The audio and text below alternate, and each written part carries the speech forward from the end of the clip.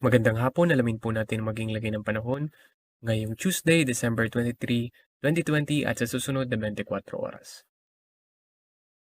Sa kasalukuyan, northeast monsoon o amihan po yung nakaapekto dyan sa may extreme northern Luzon. Kaya't makakaranas dyan ng makulimlim na panahon pero may hinang mga pag-ulan lamang.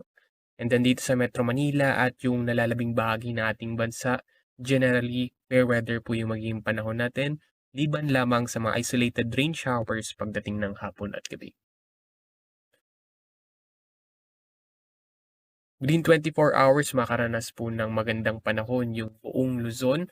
Liban nga lang dyan sa may extreme northern Luzon dahil po makaranas sila dyan ng maulap na kalangitan and then may hinang mga pag-ulan lamang.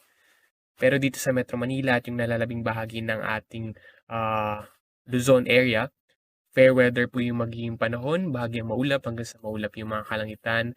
And then, isolated light rains lamang po yung dyan sa may northern Luzon. And then, yung the rest of Luzon, expect po natin na pulo-pulo mga pag-ulan lamang, especially pagdating ng hapon at gabi. Dito sa Metro Manila, agwat ng temperatura mula 24 to 32 degrees Celsius, sa Baguio 16 to 24 degrees Celsius. Lawag 23 to 31, Tugigaraw 22 to 29 degrees Celsius, ganoon din po sa may Tagaytay. Sa Legazpi naman 25 to 32 degrees Celsius. Kalayaan ay mula 25 to 30 and then dyan sa may Puerto Princesa around 26 to 32 degrees Celsius. Para naman po sa buong Visayas at Mindanao, fair weather din po yung magiging panahon, liban nga lang sa mga isolated rain showers. Bahagyang maulap hanggang sa maulap yung mga kalangitan, medyo maaraw po yung magiging panahon. And then kung ulan man, yung mga pulo-pulong mga pag-ulan lamang pagdating ng hapon at gabi. Agwat ng temperatura, 26 to 31 degrees Celsius, dyan po sa may Iloilo.